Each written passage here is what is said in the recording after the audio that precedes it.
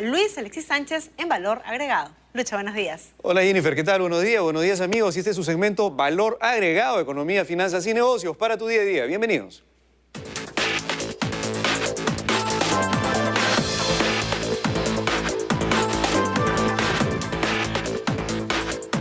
El día de hoy, viernes de negocios, vamos a hablar de los potenciales fraudes en Internet y cómo las empresas y en general los usuarios cómo tendrían que cuidarse de estos fraudes. Para eso hemos invitado al señor Pablo Ramos. Él es investigador de seguridad de SET Latinoamérica. ¿Qué tal? Buenos días. Bienvenido, Pablo. ¿Cómo estás? Buenos días, un gusto.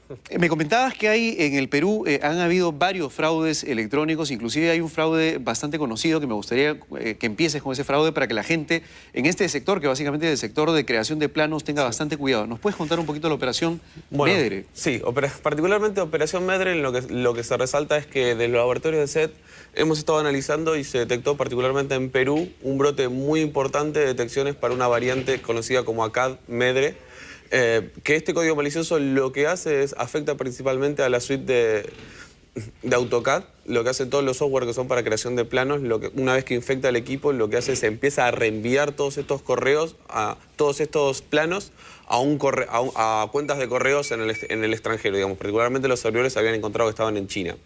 ¿Qué es lo que significa esto? Es que a nivel nacional hemos detectado más de 9.000 planos de licitaciones y de nuevas obras o nuevos proyectos que han sido filtrados y han sido enviados a un servidor de un atacante, donde particularmente muchos forman parte de licitaciones a nivel gubernamental o a nivel nacional, que lo que significa esto es que todos los planos que están haciendo las empresas se están enviando a un atacante, es decir, hay alguien que está haciendo lo que se podría denominar como un espionaje industrial y sería uno de los primeros casos que se detectó en Latinoamérica.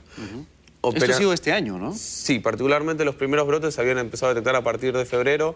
El brote más importante fue en el mes de marzo, donde ACAD fue el código malicioso con mayor índice de detección, particularmente en lo que es Perú, unas estadísticas que difieren a nivel muy importante de lo que es el resto del mundo. Esto no fue algo homogéneo en el resto del mundo como pasó en épocas anteriores, como el caso del gusano con Ficker, que sí había afectado a un montón de empresas, era más homogénea la distribución, sino que ACAD se focalizó en lo que era Perú. Entonces, esto es un riesgo porque significa que hay personas o hay cibercriminales que están tratando de robar información confidencial, sobre todo en lo que se refiere al planeamiento o al crecimiento de las infraestructuras o de las posibles obras que se vayan a realizar en el país. Lo que tenemos relacionado con esto es que por más que el brote más importante fue en el mes de marzo, las estadísticas han mantenido más o menos estables a lo que fue a lo largo de todo el año.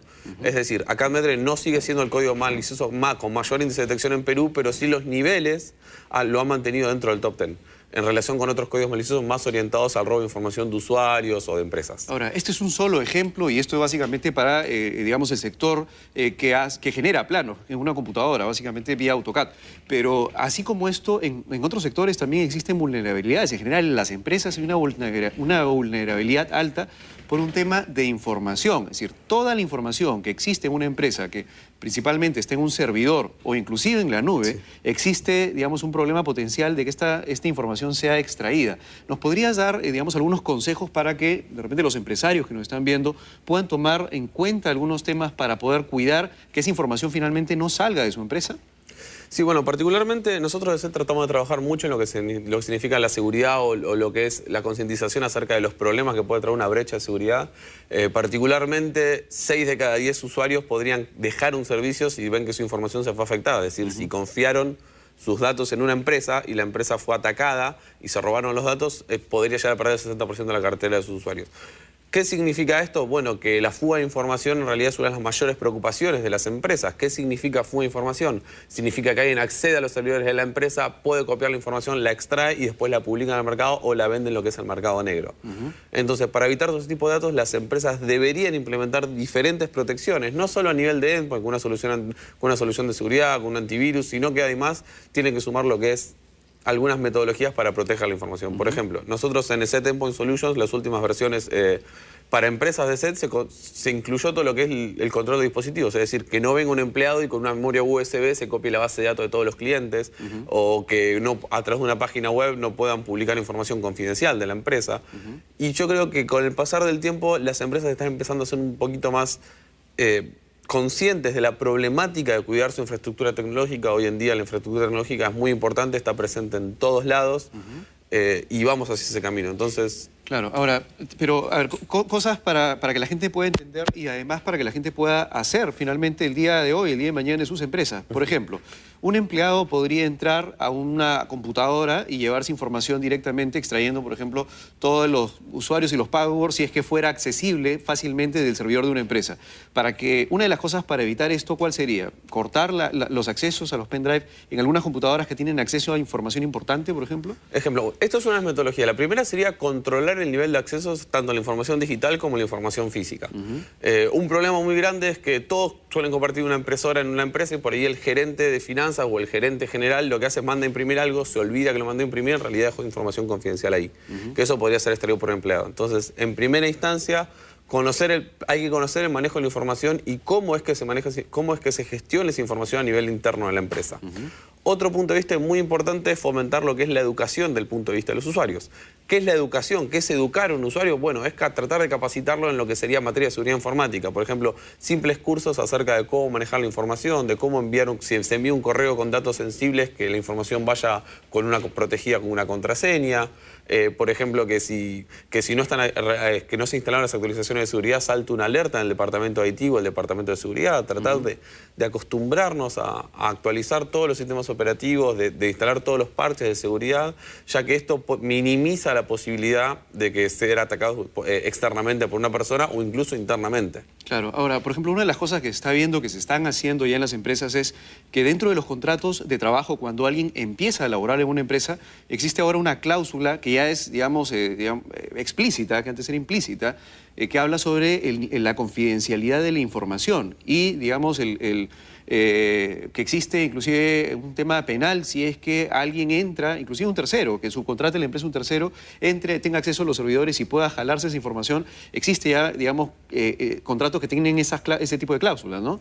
Sí, es más, yo creo que las políticas de seguridad de la empresa, las políticas de privacidad, ya son algo necesario dentro de las empresas. ¿Por qué? Porque hay tanta información manejada a nivel digital o a nivel físico que de esta manera no solo se lo concientiza al usuario, sino que se lo hace partícipe de cómo proteger la información de la empresa. Es decir, cuando un usuario firma las políticas de seguridad en donde dice cómo debería manejar la información de la empresa, cómo debería accederla, cómo debería comunicarla o qué no puede comunicar o cuáles son los problemas que podría afrontar en caso de que lo haga, lleva un nivel de concientización un poco más grande y además le da una herramienta legal tanto a la empresa como al empleado de protegerse en caso de que la empresa sufra algún tipo de fuga de información. Ahora, otro de los ejemplos de fuga de información suele suceder, por ejemplo, cuando los trabajadores o terceros tienen acceso remoto porque trabajan desde sus casas directamente con el servidor de la empresa, ¿no? Entonces, tú te vas a tu casa con tu laptop y tienes un código de usuario, un password, y te conectas a través, digamos, de una VPN directamente de una red directa hacia el servidor de la empresa. Tú trabajas en tu laptop y el problema es que la empresa puede estar súper segura con todo el sistema de seguridad posible, pero en tu casa de repente no necesariamente tienes esa misma seguridad. ¿Existe un riesgo ahí? Sí, hay un riesgo parcial. ¿Por qué? Porque cuando uno maneja grandes cantidades de información o cuando uno le da, digamos, hoy en día en la era de la conectividad, todos los empleados tienen su laptop, todos los empleados tienen su smartphone, tienen su tablet. Y esto lo que hace es que se rompa un poco el perímetro de la empresa. No es como antes que la información de la empresa quedaba dentro de lo que es la empresa y no salía de ese cerco perimetral que era mucho más fácil proteger.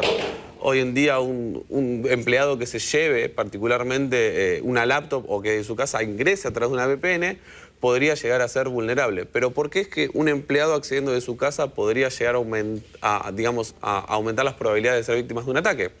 Bueno, cuando uno se pone desde el punto de vista de las cosas que hacen los atacantes tienen un tiempo ilimitado.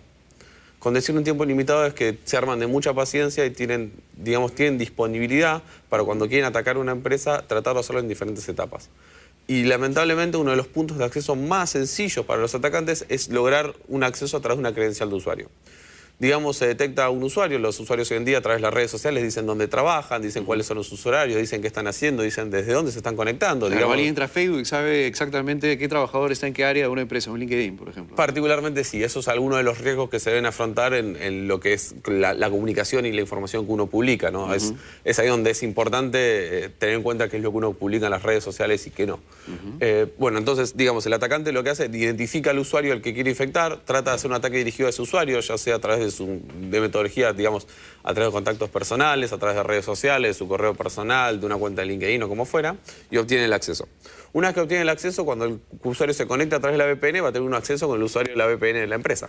Y ahí, una vez que entre dentro de la empresa con las credenciales del usuario, podría utilizar diferentes herramientas de ataque para escalar y así llegar hasta las bases de datos de la empresa. Así que, digamos, para cerrar, uno de los consejos más importantes es que finalmente uno de los puntos más vulnerables para que alguien, un atacante, pueda acceder a la empresa y a la información importante que pueda tener una empresa es vía el usuario. Así que el usuario es una pieza fundamental para evitar eventual ataques y efectivamente pues que tenga mucho cuidado independientemente si ingresa por su smartphone, si ingresa por una tablet, un iPad o lo que fuera, tener mucho cuidado a la hora que se conecta a la empresa porque puede haber algún problema de vulnerabilidad. Muchas gracias, Pablo, por venir a Valor Agregado y algunas recomendaciones. Como siempre vamos a poner dentro del Facebook de Valor Agregado www.facebook.com/Valor Agregado TV, conmigo hasta el día del lunes, que son los lunes financieros. Cuídense, nos vemos.